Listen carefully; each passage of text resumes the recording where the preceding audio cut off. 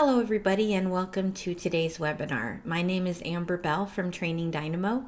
I'm really excited to be part of this webinar series brought to you by the Dynamics User Group, or Doug, and the wonderful people over at MS Dynamics World. Today our session is called Choose Your Own Adventure, a Dynamics GP Treasure Hunt. I modeled this after those books you used to get, the Choose Your Own Adventure books. So you'd flip the page and it would say, do you go into the cave? Do you go around the tree? Do you go left? Do you go right? Because sometimes when we're looking at things in GP, I just want to make it a little fun and show you a couple different kinds of tips. One of these days I'll do this at DynamicsCon Live and you guys can vote in real time and pick which direction you go, and we'll see how it goes. But today you're going to see some options and you're going to see what I picked, and we're going to go through some tips. So hopefully you guys will learn a lot. At the end of the session, I will have my contact information. My name again is Amber Bell, and my company is Training Dynamo. So I've worked with GP. I'll show you guys my little contact or my bio. I've worked with GP for over 20 years. I'm part of the Doug Advisory Board, so I get a chance to talk to fine folks about upcoming events and things like these webinar series. So hopefully you guys like this. It's added value for you. I've also written 2 books all about GP. I said I started over 20 years ago, so I'd like to put this picture up. It's me when I started in GP. My first year in GP at Stampede. Just kidding. No, it's me from a long time ago. But hopefully you guys will enjoy today's session. Always reach out with questions. Let us know what you think of these events and sessions and webinars, because we put a lot of work into them to bring more value to you guys. Okay, so first thing we're going to do is talk about what's happening on our adventure today. Okay, so here we go. It's time to choose our adventure. Okay, the first thing that happens is we come to a crossroads. You can either go left or right. I got to remember which one's left or right. So we can go left or we can go right. If we go to the left, it's a road you've been down before, so it might be the safe route. There's not going to be any surprises. Now, if you go over to the right, your guide promises you that it's going to be faster and it's going to be easier. So which one do you choose? Let's see what happens. Okay. Now, if you choose to go to the left, you're going to that same old road you're used to. So an example of that in GP might be you're trying to figure out what's going on in your receivables. So you might print an aging report. Go in there and print it. Take out a good old highlighter and highlight any customers and transactions that are past due. It might work, but you might end up staying late and missing happy hour with your friends. So we want to find a better way. You listen to your guide and you learn a shortcut. You can print a smart list or use a smart list to find past due customers, and then you'll get to go to happy hour and you'll be there on time, and even maybe your group will win trivia night. So let's see how we would do that second option. Okay. So the first thing is smart list for past due customers. Now, this is a standard smart list. This is not using Designer or Builder. So I want to show you how to do this. This is going to show you transactions as of today and what aging bucket they fall into. It's not historical, it's as of today, which is great when you're doing things like collections. If we go into GP and we go into Smart List here, I'm going to click on Sales and I'm going to click on Customers. There is a built-in Smart List called Past Due Customers. I'm going to click on that and I can do some cleanup. So this is going to show me current 0 to 30, 31 to 60. I have aging periods I'm not using. So what I can do is I can click on, we're going to go ahead and click on columns. And on my columns, I can dump out those extra columns. I don't particularly care about the address. And if you're on the newer versions of GP, you can actually pick those columns, remove all at once.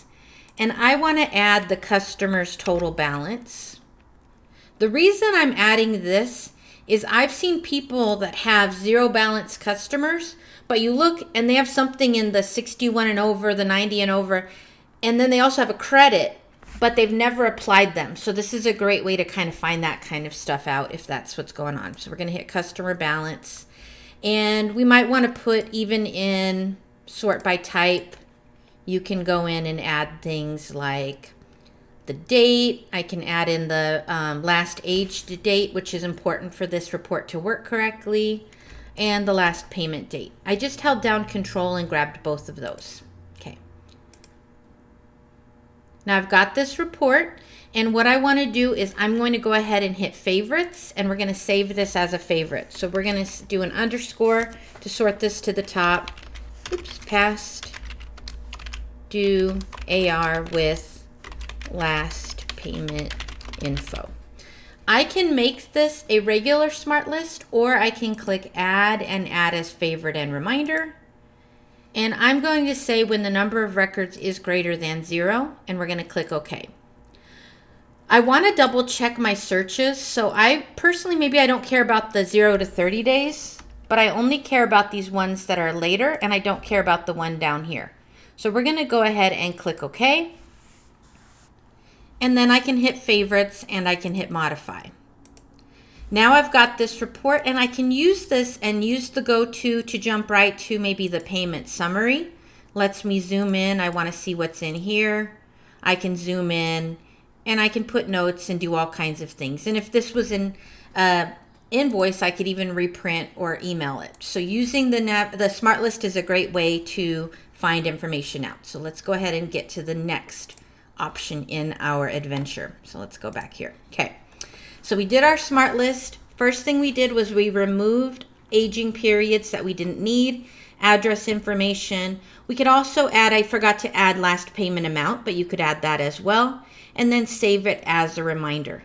I started with smart list, sales, customer, and then I picked the built-in smart list called past due customers. You'll notice too that I did not save over the built-in one. That's because if someone in our office might be using that one, they love having the address, they do something else with it, I like saving it as my own favorite, and I don't mess anyone else up. Next option we have, go down the road. Now we come to an option. We see options on the road. We could go one way and we know we're going to end up at the desert. Things might get tough, but maybe we'll find a treasure. We can see the beach. Looks like the best choice, but maybe that's too easy. What are our options? What can we do? Okay. Well, if we picked the desert, we took the time, we filled up our water bottles, and we head out to the desert. So we're going to learn how to do something maybe that's new for us, how to use navigation lists, and it's going to help keep us on track, and we're going to find an oasis. Now, instead, if you decided to head to the beach, you might have forgotten your SPF. You might get burned. So maybe you do something like, I learn enough to know how to do a utility, but I don't take the time to test or do a backup. Or maybe you learned how to do an integration or an update. Again, if you forget to do things like a backup when you're doing anything that affects a lot of data, you can very easily get burned. It might seem easier, kind of like heading to the beach versus going out to the desert.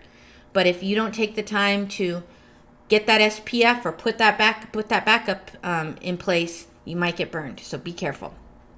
Let's see what happens with navigation lists. Okay. So navigation lists, you can save them and then use them to do things a lot easier in bulk. So we can do smart lists, and with smart lists, we can do things like run that list we just did, but we don't have actions off of that. We can't automatically put a customer on hold. We can't automatically apply. We can't automatically create a credit memo or start a credit memo is what I meant to say. So we're going to see how to do that with a navigation list. So let's go over into GP and just go over here. And we're going to just make this fill up. That's better. Okay. So we're going to click on sales. Now this works for customers, for vendors, for items, for employees, for GL accounts. We're just going to pick customers for right now. And this is the standard built-in navigation list. And you'll notice it says read only. For me to add, remove columns, to modify the actions, I'm going to need to save it first. So for me to be able to change anything, I have to save it first. So I'm going to go ahead and click on this and hit save as. So what I'm going to do is call this Doug Customers. Once I do that, now I can go in, use my drop down, and you'll see that there's now the option to customize. We're going to click that. I can choose if it's only visible in this company. I can turn off and on action pane, information pane, and if you have business analyzer, you can turn that off or on. Down here on the columns, I don't care about the phone number or the contact, but I want to see the current balance and I want to see the salesperson. So we're going to go ahead and click OK on that. And then on my action pane, I'm going to go into modify. I do not want to have mass delete as an option. Maybe I need that if I'm bringing in a new company and I make a bunch of mistakes. Maybe someday you might need it for something. But day to day, that's a scary action to have right there. So I'm going to take that away. If I want, I can remove other actions as well, but that's the big one I wanted to get rid of. Over here, what I'm going to do is I am going to add an action, and I'm going to add credit memo. And I'm going to move this one up. And I'm going to modify these two to make this large for payments, and I'm going to change payments to say cash receipt. That's the window name in GP and other places. They call it payments here, so either one makes sense, but I just want to call it cash receipt. And then for the credit memo, I'm going to make it primary and large. We're going to go ahead and if I don't do invoicing, remove that. If I don't use orders, I can remove that. So you can kind of remove these down to make the most sense for you. And we're going to click OK, and we're going to hit save. Now what you're going to see here now is that if I click on the top, you'll see I still have my apply, hold, reactivate, all that, but now I have a cleaned up option up here where I can go in here and it'll automatically fill in the customer, and I can start my credit memo without having to know the ID. Why is that handy? Well, if you look at your customer ID, we can drag and drop. You might not know the customer's actual ID, but you know part of the name. So I, for example, know that the customer name contains, we'll say a resort. I can see one, I'm picking one I can see, but usually I try to find one further down, but we'll do that. Now, this is a good example. I didn't know how many resorts I had. So now you can see I've got my list down to these resorts here. Now I can, if I wanted to save that, I could even save as and say maybe that's a big thing. You want to do it by salesperson. I want everyone where the salesperson is Sandra M. You could save that as a list. If you go back into, we'll say right now what we're going to do is take that filter out for just a second and we'll hit save. And we're going to go back into customize, do a couple more things. We did the action pane, and the last one I forgot to show you, but I want to make sure and show you now, is you can make this private. So it's just going to show for your user ID, or it's public, but when it's public, it's going to default to whatever user you're logged in. Now I'm doing bad stuff. I'm logged in as SA, but this is on my test company. But I could be logged in as a specific user, and then with that specific user, I might give another one of the users in the system. I have my test company, so I don't have a bunch of users set up. I might give that user the option to make changes to the navigation list. I could also make it private, but give another user access or another role. So you can see a couple options in there. Cancel out of here, and we'll go ahead and save. So that's using navigation lists. And like I mentioned, this works not just for customers, it works for vendors. It even works for things like working with batches. So if I want to take a look, these are transactions. I can come in, there's a payment, I can jump right in and void a payment.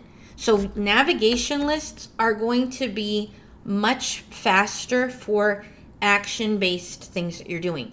If you're doing research or you want to report, you want to think about it this way. You might want to work with your partner and get a SQL report set up. You might want to work with your partner to get a financial report solution in place. You might want to work with your partner to do a smart list or a smart list builder report. So there's options and things you can do that might work faster and better for reports. But if you're trying to work with the actual data, navigation lists are a great option. Okay, what is next on our adventure? Let's check. I think I have some overview of how to do those customizations. So if you're looking at this, this is where we went into the customizations. We added and removed columns. You can move those up and down as well. Review again, you must save before you can add columns or change actions or things like that. You can add salesperson imbalance and remove unnecessary columns. And again, that what you add and remove will be different on each navigation list you work with. Why use navigation lists? The preview pane will show you the last payment date. I didn't even point that out here. So let's go back here. As you go back to your customer list we did, as you click on the customer, this bottom section here is going to show you last payment date, year-to-date sales, all that. That's going to be based on when you hit your last close, so just be aware of that. Average days to pay. So there's lots of info that will show up there. You can also manage holds. You can put customers, vendors on hold. You can put sales transactions on hold and purchase orders on hold. You can also jump to the apply window, create new transactions, print statements, email invoices, email POs, receive POs. You can think of actions that can be faster and more efficient. If you're not using navigation lists, I highly recommend you add them. Here's a little bonus tip that I don't have in the slides, but I'll just show you. If you get a navigation list set up the way you want to use it, you can also click Add to Navigation Pane as a shortcut. I'll do it there. And Add to Home Page. Now if I go back to my home area, you'll see over here it says Doug Customers. And if we look over here, you'll see Doug Customers, and that will automatically open up that navigation list for me. So that's a little bonus tip as well. Next. Okay. So now you're going down the road, you're on your way through your adventure, and you see a crowd in the distance. Is that a good thing or is that a bad thing? Well, you might want to run, because what if they take your supplies? We don't want to get in trouble. We don't want them to take our supplies. We're trying to find a treasure. Well, maybe you might want to get a little closer. Maybe they can help. Maybe they're nobody, we don't know what's going on. So do you want to check it out? Carefully check out what's going on. So what's safer, what's better? Let's see what you choose. Okay. If you run, well, you might run and then, oops, you tripped on a little branch and you sprained your ankle. Well, now your adventure's over. If you avoid researching and cleaning up wacky data, that's kind of my analogy for that. You might go, I don't want to look at the data. I don't want to worry about it. One day, something small that could have been fixed, it might trip you up and it might cost way more money. If you're looking to upgrade, if you're looking to migrate to BC, these little things that you've let accumulate over time that you never wanted to look at, you never wanted to talk about, you just figured I'd ignore them or filter them out in reports. Those little things are like those little branches that when you run from those little data, you don't know what they are, you don't want to check it out. It's going to trip you up, it's going to cost more money. So when we get closer, you might find out it was really nothing. So research your issues. Might not even have been people at all. It could have been nothing at all to worry about. Clean up as much as you can. In our example, we're going to talk about how to clean up small AR balances. But think about this could work with all kinds of things in your system. Talk to your partner. Are there weird things showing up on your AP aging? Are there millions of GL accounts you've never used? If you can do your cleanup now, take the time, research, take a look at it, get a little closer. See if it's something to worry about or something that can easily be fixed. It's a great time to call your partner and say, hey, we have 3,000 GL accounts and we've only ever used 500 of them. Can you help us inactivate them? Can you help us figure out which ones we used last? So that's something I'm working on for some upcoming events, like talking about ways to review your data. So good thing is, do it when it's not an emergency. Don't just run away, hope for the best, and then trip on something that could have been fixed easily. So how are we going to do that? Okay. So when we talk about things with AR, and the reason I do this is I've worked with so many customers that try to do collections, try to get their money, and they run their aging, and their aging is pages and pages, and we look through, and it's because maybe they have rounding issues from customers, or customers that don't pay a fee, or customers that don't pay this, and they end up with this trial balance that has all these customers with, they owe a penny, they owe 5 cents, they owe 19 cents, they owe $2. If they're never going to collect on it, think about the person doing collections. You give them a big old stack, or you give them a big report and you say make calls, and they have to every day look through all these little piddly tiny amounts, and they don't have the bandwidth to really focus on who's the big customers, who owes you the most. Now what we're going to do is take a look at those, and we're going to see what items on our system have just a small amount left. So let's look and create that in Smart List. So you can see on screen how we're going to do that. I'm going to go ahead and show that to you. So we're going to go into GP, go back into Smart List, and I am going to use the built-in Smart List called Receivables Transactions. You'll see I already have one up here called Possible Write-Offs. Worst case scenario, if I can't remember all the columns, I'll come up and show you that one, but I'll show you how I did it. I picked the built-in Smart List called Unapplied Documents. Click on that. Here we go. Now I'm going to come in and I am going to add some columns, and I'm going to do a filter. So the column I like to add is, I might add the sort it by name. I'm going to grab customer balance. There's customer balance. Okay. I might not care about the discount and due date. We can remove those. We click OK. That's pretty good. But I want to filter, so we're going to come in here and do a filter. But before I do a filter, I'm going to save it first. I always like to save it first and then do my next thing and then save it again with the Smart List. There's not a save up here. We're going to hit favorites, and I'm going to call this Possible Write-Offs. And I might make this just visible to myself, visible in just this company. If I do this for user ID, it's only visible to me. I can also add make it visible to everyone, but put a password so people can't modify it and mess up my report. That's another option as well. We're going to add this just as a favorite this time. I don't need it to run every time I log in. And now we're going to go ahead and we're going to do our search. My search is going to be current transaction amount. We're going to say is between. Now the reason I'm going to do is between is because I don't want anything that has a zero balance. So we're going to say is between, because if I did less than, let's say I said something like is less than $20, I'm going to get everything that's also zero balance. So we're going to say is between, and we're going to say 0.01 and $20. Next thing we're going to do is we're going to say current transaction amount. Check this box that says field comparison, and we're going to say is not equal to, and we're going to say original transaction amount. So that's going to say if there's anything that's a small amount, we might have billed them $20. We might have billed them $15. I only care about things where the current amount is between this amount and it's not the same as the original. So we're going to click OK. Now we've got our list of ones that were short paid, and you can see this customer has a total of $26.65. They've short paid a few of the invoices, just a couple pennies. One time they short paid or they overpaid by $6. We can write that off if we want to as well, or go back and apply that to as many as we want. So you could take this as a time to go, you know what, I want to apply that. I'm going to still be left with a balance, but at least I've applied that outstanding payment.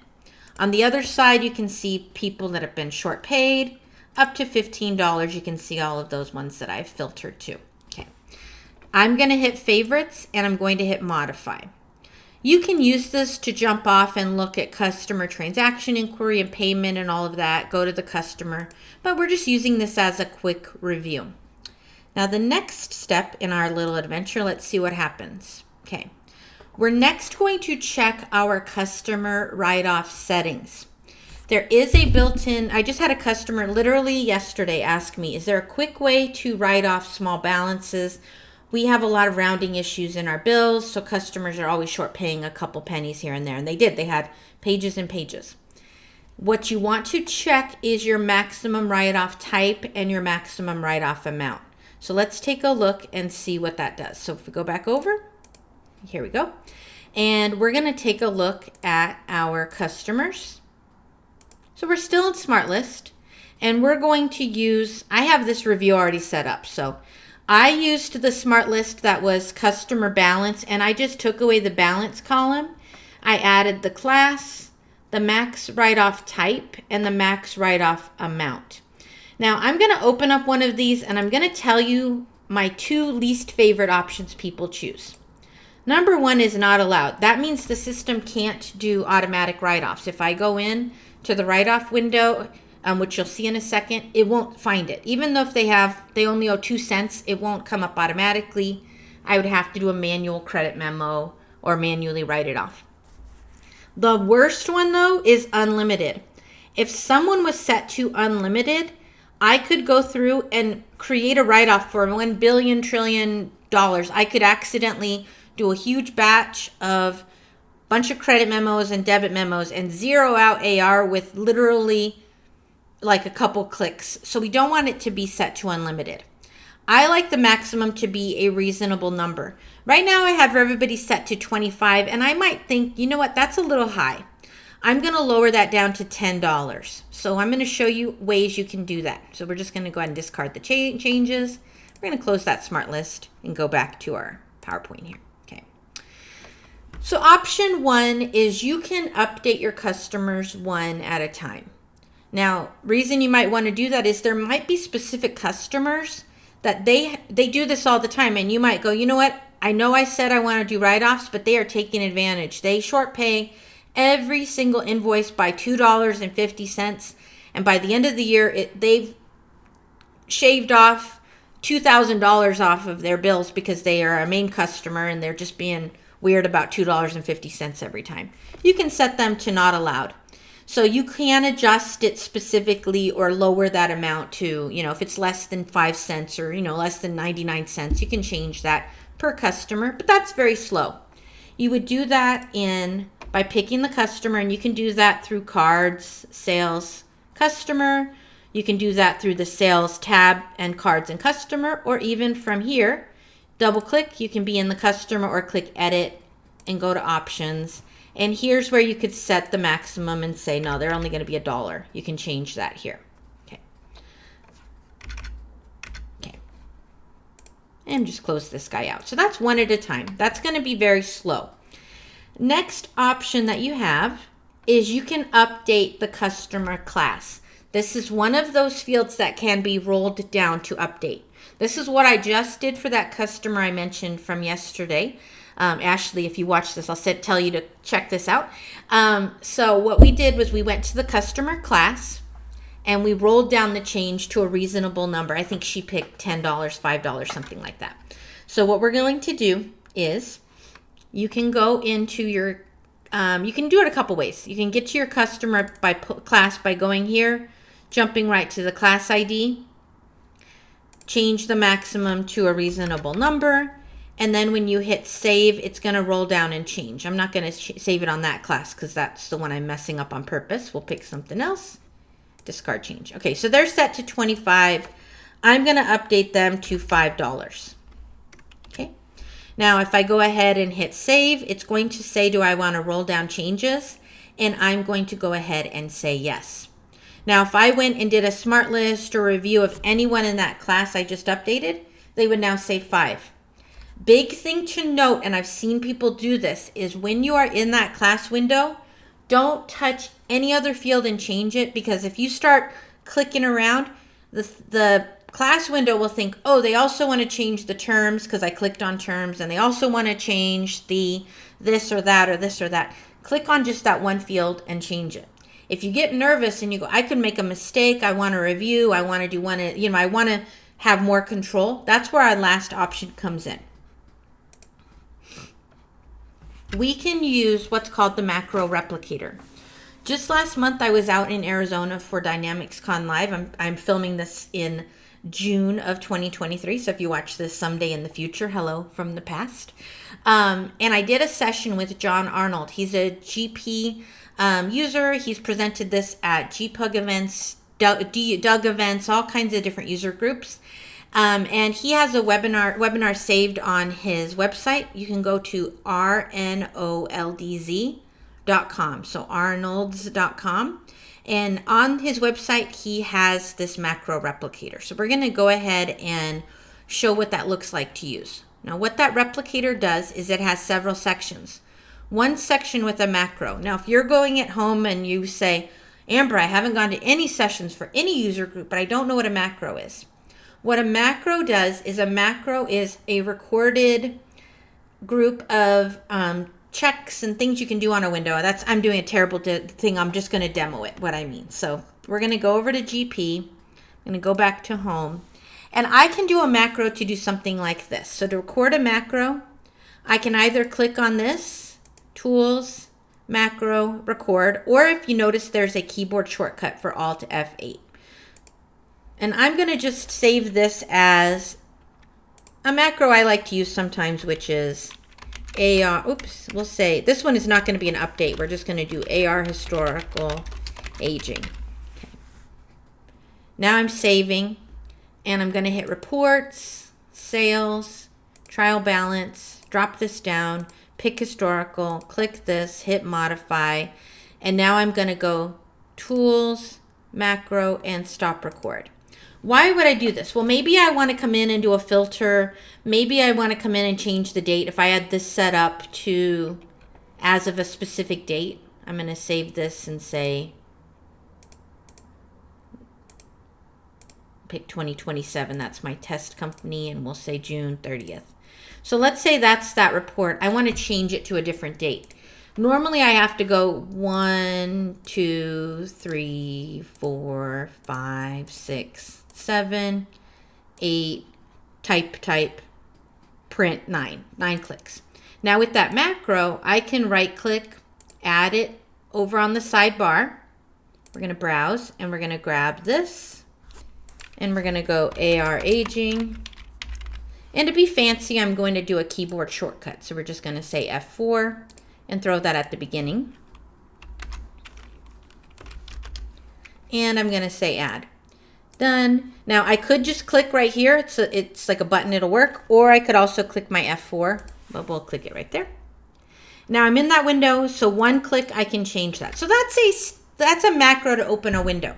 But I want to do something where I have the system open the window. So we're going to show you what it's going to do. And I already recorded the macro to do this. The macro, I recorded it, and it's going to go to cards, sales, customer. It's going to type in the customer ID.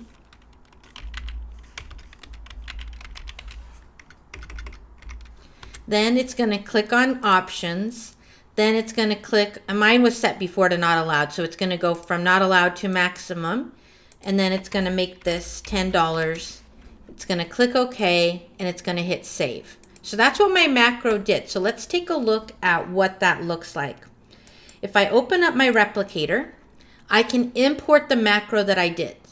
So I saved that as customer write-off to $10. We're going to open that.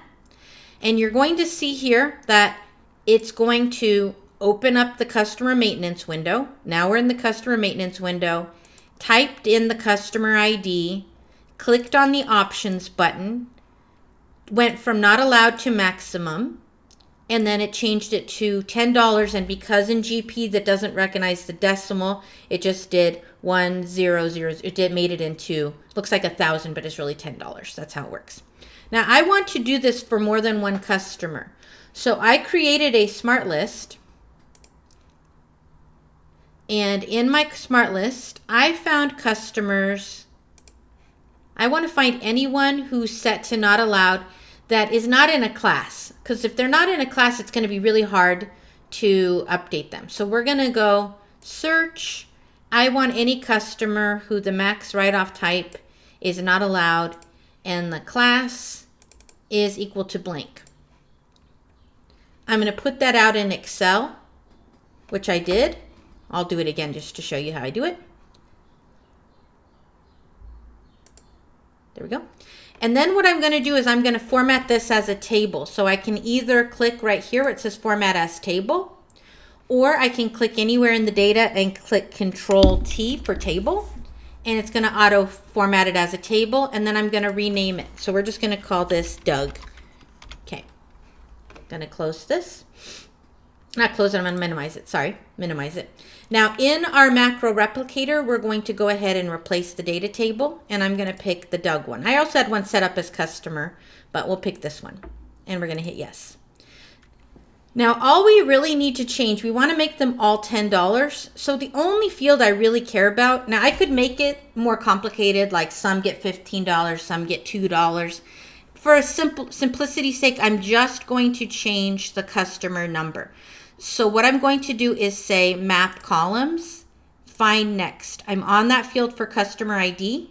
I'm going to double click customer number and it's going to fill that in. The rest stays the same. So I'm just going to hit save and then I'm going to hit replicate.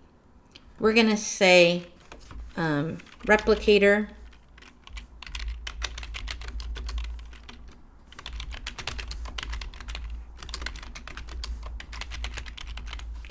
we're going to go ahead and click save. Okay, we repeated 11 times. Oh, you know what? I actually forgot one step. We only want it to get to start on row number 9. So we need to get rid of those top 3 lines because that only needs to happen on the first one. The first one time it opens the window. The rest of the time it just changes the customer number. So it's going to repeat, like it'll hit save and do the next one, hit save and do the next one. We don't need it to close the window, reopen the window, close the window. That'll just make it go slow. We're going to replicate and save over the one we just did. And yep, and click OK. Good thing I noticed because that would be irritating on the video. So we're going to go ahead and see what happens now. Go back into GP. Now we can go up and click this tools, macro, and play. Or if you're going to John says he remembers it because he's gonna make changes. He remembers that it's gonna control his computer, so he's gonna hit Control plus F8. That's how he does the remembering. I always remember it from the drop down. So John, if you're watching this, I will probably for the rest of my life always use the drop down. So we're gonna hit play, and we're gonna hit this replicator. Now we're gonna hit open. Now watch what this does. It's opening the window, clicking next, clicking next, clicking next, clicking next. I did this for 11 customers, not that exciting, but this could be for thousands of customers. It could be doing lots of different things. If you have other integrating tools, there's other things that do integrations, but this is a really good way for users to be able to do a quick update without having to do custom code or custom integrations. So that's nice and done. Okay, let's go back to our slides. So just remember that you can go to rnoldz.com and you can download the replicator. You don't have to do the /. You can just go to his main site. And when you get to that main site, there'll be a clear button that says that it's going to go to the replicator page. So you can use that. Next. Now, let's say we did all of that and you figure out the ones that you actually want to write off. So we've got our customers updated. We want to actually do the write-offs now. To do the write-offs, we're going to go into Sales, Routines, Write-Off Documents. Sales, Routines, Write-Off Documents. So I'm going to go into GP. I'm going to go into Sales, and I'm going to go into Routines over here, and Write-Off Documents. Now, you could do a cutoff. When I talked to Ashley, my customer, yesterday, I said you may want to leave things from, the last quarter, since January as not written off, but just write off old stuff because you might, still be collecting or working with the other stuff. You can do a cutoff date here and you can do a write-off limit. So I'm going to say my write-off limit is, we'll say $10.01 because if anything is exactly $10, I want to go ahead and grab it. I think it'll do up to $10, but we'll just see what happens. Hit preview.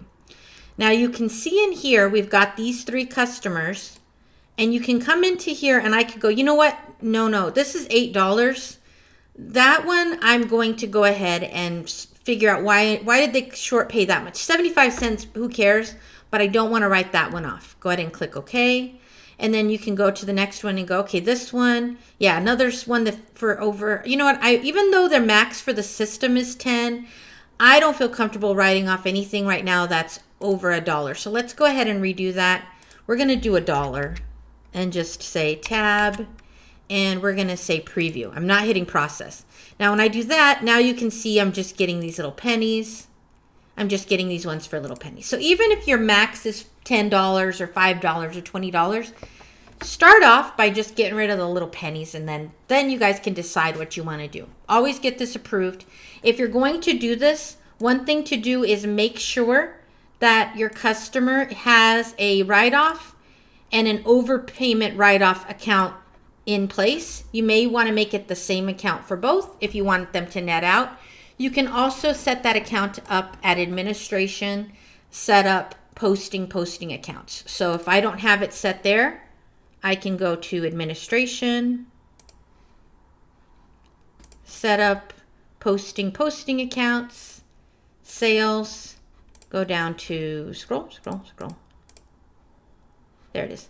So you can see, whoa, this is why I love the test company, because for whatever reason, they picked wackadoodle accounts for the overpayment write-offs. I do not want that to go to commissions payable. I didn't pick this, but it's a good example of why you want to check your setup. Somebody back in the day could have picked the wrong account and you can make a big mistake. So double check it. If it's not set at the customer, it's going to use the account listed here. So we're going to click OK. Go back over. Click OK. Go back. If you want to check the account listed for each customer, you can do that in Smart List. So we're going to go ahead and hit process.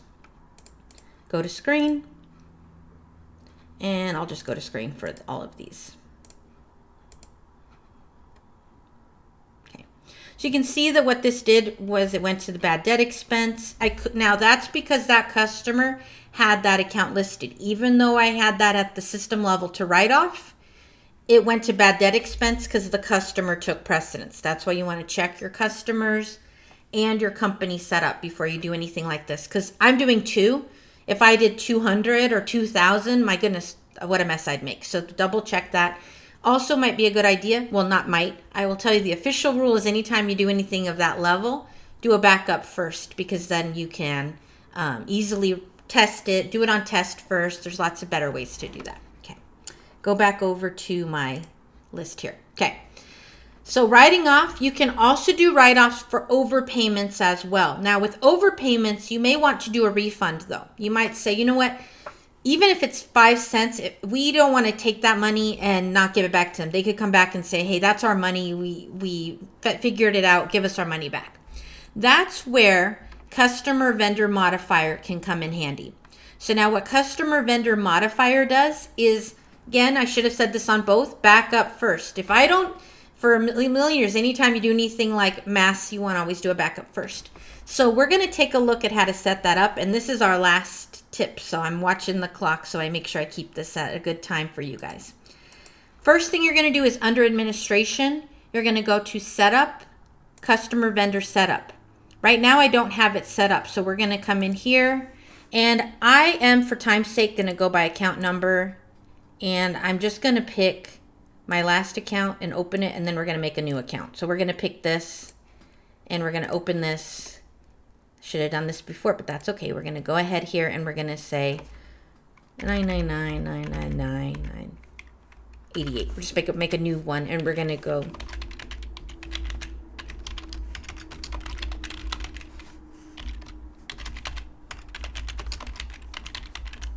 You'll notice that I saved a similar account first. That way it automatically filled in the category, the posting type, and the typical balance. It's a real quick tip for you guys. Now what I'm going to do is go ahead here and go 999,999,988. Okay. Now what this will do is if it is a vendor that owes you money and you want to collect it and get it, you're going to receive a check from them or a wire from them or an EFT, it can create an automatic customer. If it is a customer that you're going to do a refund to, it can create an automatic vendor. So you can cut them a check, process a wire, do an EFT. When I do this, I'm going to say that the vendor class is going to be customer refund. Oh, I can't fit the whole thing, so we'll just go customer refund. There, that fits. Add this as a class and just call this customer refund. I want to make these due on receipt. We'll just say, pick one. We'll just say, I don't even have a due on receipt. We'll just go, we'll say due on, we'll say net 30 is fine. I'm not going to spend time on that. If you guys don't know how to set up a terms, we'll do that later. Go ahead and click save on this and close.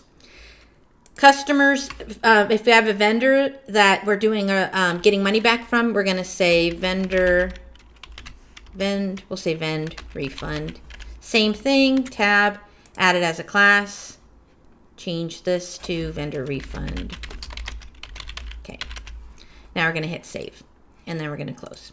and we're going to click OK. Now, if we go over, and I'm going to do my smart list again, and I'm going to do a look at my receivables, unapplied,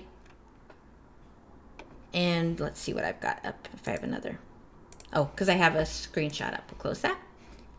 I have all my posting journals. Go ahead and close those out. Okay. I want to look for, I have some of these. So this is customer. We're going to see customers that have unapplied payments, and maybe we're going to do a refund. So I'm going to say Downtown Hotel. They have a payment that's not applied to anything. It's a debit memo there. We'll pick somebody. We'll do a search. And we're going to say document type is equal to, we're going to say credit memo. We'll do that. That's more applicable. Credit memos or returns, things like that. So Snelling Communication. So we're going to pick them.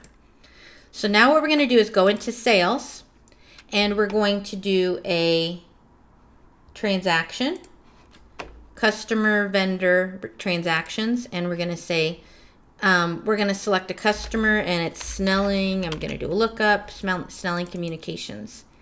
And we're going to, yes, I want to continue, and we're going to add. Yes. I'm going to take them off of hold in just a second. We'll do this. Vendor, create vendor down here. You'll notice it automatically created the vendor. We're going to hit save, close, and then we're going to go ahead and click OK. Now, I'm going to go to that customer, and we're going to take them off of hold in just a second. So customer, there we go. There's the 2 credit memos. We'll take that. Now, they happen to have a sales transaction, but we're going to pretend that they don't. And now what we're going to do is preview. You'll see that what it's going to do in receivables is create a debit memo or zero that out. In payables, it'll create a miscellaneous charge so that I can then cut a check, do a wire transfer, record a credit card payment, whatever I need to do. So we're going to go ahead and say post. And now if I close this and we get our posting journal, I'm just going to do the sales one, and I'm going to also get to the AP one because I want you to see that. This is the AP one. Okay. So on the sales side, you'll see it created a debit memo. Hit the suspense account with a credit for that amount. Payables, cleared that credit by debiting it. And now we've got it sitting in AP. So it doesn't have to hit an expense on either side or a sales on either side. It's just zeroing it out and moving it over. Now that's going to be an open balance that I could pay in payables. So hopefully that helps you with some ideas of how to clean up, avoid tripping and falling on random transactions that have been stuck in your system forever. I hope that this has been a good adventure for you guys of learning what you can avoid, learning things that you can do. If you guys liked this session, and if you think the idea of being able to vote and have me on my toes doing this live at one of the next DynamicsCon live events, make sure you send me a quick email or reach out to the folks at the Dynamics user group or at Doug. Let us know if you like the idea of being able to vote, because it's what I'm thinking will be good for this type of session. I hope you guys enjoy this. Be sure to reach out to me either on my website, trainingdynamo.com. My email is amber@trainingdynamo.com, or you can reach out and just say hello on LinkedIn or Facebook or Instagram or Twitter. They're all under Training Dynamo. Thank you guys again for your time today, and I hope you have a great time and a great day. Thanks. Bye.